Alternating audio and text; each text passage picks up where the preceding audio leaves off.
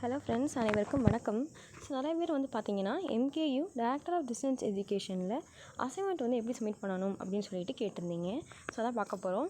அசைன்மெண்ட்டுக்கு நமக்கு வந்து 25 மார்க்ஸ் வந்து கொடுக்குறாங்க. இதில் நம்ம வந்து 4 சப்ஜெக்ட்ஸ் இருக்குது அப்படின்னா எத்தனை சப்ஜெக்ட்ஸ் இருக்கோ அத்தனை சப்ஜெக்ட்டுக்கு நம்ம அவங்களுக்கு அசைன்மெண்ட் வந்து கொடுக்குற மாதிரி இருக்கும். ரொம்ப வந்து டிஸ்டன்ஸில் இருக்கவங்க கொரியர் மூலிமா நம்ம வந்து எம்கேயூ யூனிவர்சிட்டி பல்கலை நகர் இருக்கு இல்லையா, அங்கே உள்ள டிடிஇ ஆஃபீஸ்க்கு நம்ம சென்ட் பண்ணலாம். அல்லது சில பேர் பக்கத்தில் இருக்கீங்க அப்படின்னா நீங்கள் நேர்லேயே போய் டிடிஇ ஆஃபீஸில் நீங்கள் அவங்க சொல்கிற அந்த ரூமில் போய் மேலே வந்து இருக்கும், அப்ஸ்டேர்ஸில் வந்து லாஸ்ட் ரூமாக இருக்கும். ஸோ அங்கே போய் நீங்கள் உங்களுடைய அசைன்மெண்ட்டை கொடுத்துட்டு வந்துடலாம். சரி, எப்படி கொடுக்கணும்னு பார்க்கலாம். ஃபஸ்ட் நீங்கள் நல்லா வந்து கொரியர் கவர் மாதிரி வாங்கிக்கோங்க. A4 சைஸ் ஷீட் இருக்கு இல்லையா, அதை வைக்கிற மாதிரி நல்லா ஒரு கவர் வாங்கிக்கோங்க. அதாவது வந்து ரெயின்லாம் வராத மாதிரி இருக்கும், ரெயின்லாம் கவர் பண்ணாத கூட இருக்க மாதிரி ஒரு கவர் இருக்கும். ஸோ அந்த கவர் நீங்கள் வாங்கிக்கோங்க. வாங்கிட்டு இதுதான் வந்து வழியை நீங்கள் பேஸ்ட் பண்ணக்கூடிய ஷீட்டு, சரிங்களா. இந்த ஷீட்டை நீங்கள் வழி அந்த கவருக்கு மேலே அதை நீங்கள் பேஸ்ட் பண்ணிடணும். அதாவது கோர்ஸ் நீங்கள் என்ன படிக்கிறீங்க, இப்போ எம்காம்னா எம்காம் கோர்ஸ் அப்படின்னு போட்டுட்டு எத்தனை செமஸ்டருக்கு நீங்கள் எழுத போகிறீங்க அப்படின்றத மென்ஷன் பண்ணிடுங்க. 200 இந்த டைரக்டர் ஆஃப் டிஸ்டன்ஸ் எஜுகேஷன் இதெல்லாமே இருக்கும். நீங்கள் பிரிண்ட் அவுட் எடுத்து நீங்கள் பேஸ்ட் பண்ணாலும் சரி, அல்லது அந்த ஷீட் கொடுக்குறாங்க இல்லையா, நம்ம வந்து கொடுப்போம்ல கொரியர் கவர், அந்த ஷீட்லேயே கூட நீங்கள் இதை எழுதியுமே கொடுக்கலாம். ஃப்ரம் அப்படிங்கிற இதில் உங்களுடைய பேர், உங்களுடைய ரிஜிஸ்டர் நம்பர் இருக்கும், அது உங்களுடைய அட்ரஸ், அப்புறம் கான்டாக்ட் டீட்டெயில்ஸ் இதெல்லாமே எழுதி கொடுக்குற மாதிரி இருக்கும். ஒவ்வொரு சப்ஜெக்ட்டுக்குமே உங்களுக்கு வந்து 25 மார்க்ஸ் வந்து அலாட் பண்ணியிருக்காங்க அசைன்மெண்ட்டுக்கு அப்படின்னு சொல்லிட்டு. ஸோ நீங்கள் வந்து ஒரு அசைன்மெண்ட்டுக்கு வந்து மேக்ஸிமம் 10 பேஜஸ் வந்து எழுதலாம். அவங்க வந்து மார்க்ஸ் வந்து ஒவ்வொரு மாதிரி போடுவாங்க. ஸோ 18, 19, 20, 21 ஸோ அந்த மாதிரி வந்து இருக்கும். ஒவ்வொரு ஆளுக்கு வந்து மார்க் வந்து வேரி ஆகும். சரி, பண்ணலாம். ஸோ நெக்ஸ்ட் ஷீட் வந்து பார்த்திங்கன்னா, நம்ம வந்து அசைன்மெண்ட் ஒவ்வொரு சப்ஜெக்ட்டுக்கு பண்ணுவோம் இல்லையா, அந்த ஷீட்டுக்கு மேலே வைக்கக்கூடிய பேப்பரில் வந்து என்னென்ன டீட்டெயில்ஸ்லாம் இருக்கும் அப்படின்னு பார்க்கலாம். நம்ம வந்து ஸ்கூலில் வந்து பார்த்திங்கன்னா சும்மா நம்ம டெக்கரேட் பண்ணிவிட்டு நம்மளுடைய நேம், ரெஜிஸ்டர் நம்பர் போடுவோம்.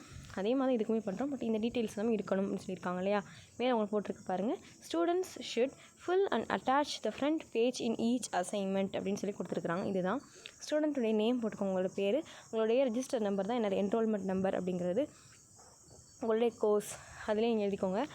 கோர்ஸ் வந்து பார்த்திங்கன்னா எம்காம் அப்படின்னா எம்காம் போட்டுக்கோங்க. அதுலேயே வந்து குரூப் ஏபி அப்படின்ட்டு இருக்கும், அந்த மாதிரி இருந்தால் அதுவும் நீங்கள் போடலாம். ஸோ எம்ஏ அதெல்லாம் வந்து இருக்காது இல்லையா, எம்ஏ பிஎஸ்சி பிஏ இதெல்லாமே இது இருக்காது. ஸோ நீங்கள் அதை மட்டும் போட்டுட்டு பிஏனா பிஏ தமிழ் அப்படின்னு சொல்லி போடுங்க. பிஎஸ்சி மேக்ஸ் அப்படின்னா பிஎஸ்சி மேக்ஸ் அப்படின்னு போட்டுட்டு எத்தனாவது செமஸ்டர் அப்படின்றது ப்ராக்கெட்டில் போட்டுடுங்க. அதுக்கப்புறம் உங்களுடைய சப்ஜெக்ட் நேம், என்ன சப்ஜெக்ட்டு நீங்கள் எதுவும் செய்ய போகிறீங்களோ அந்த சப்ஜெக்டோடைய நேம் வழி எழுதிட்டு அதனே கோடு உங்களுக்கு வந்து இருக்கும், சப்ஜெக்ட் கோட் அப்படின்னு. அதை நீங்கள் சிலபஸ் வந்து டவுன்லோட் பண்ணிங்க அப்படின்னாலே உங்களுக்கு வந்து வரும். இதை வந்து நீங்கள் என்ன பண்ணணும்னா ஒவ்வொரு பேஜுக்கு முன்னாடியுமே டீட்டெயில்ஸ்னு எழுதணும். ஒவ்வொரு அசைன்மெண்ட்டுக்கு முன்னாடியும் எத்தனை அசைன்மெண்ட்டுக்கு எல்லாத்தையும் ஒரே கொரியர் கவரில் போட்டு நீங்கள் போய் அவங்க கொடுத்துருக்கக்கூடிய அந்த டேட்டுக்குள்ளே நீங்கள் என்ன பண்ணணும் அப்படின்னா நீங்கள் அதை கொடுத்துட்டு வந்துடணும். அப்போ தான் உங்களுக்கு மார்க்ஸ் வந்து போடுவாங்க.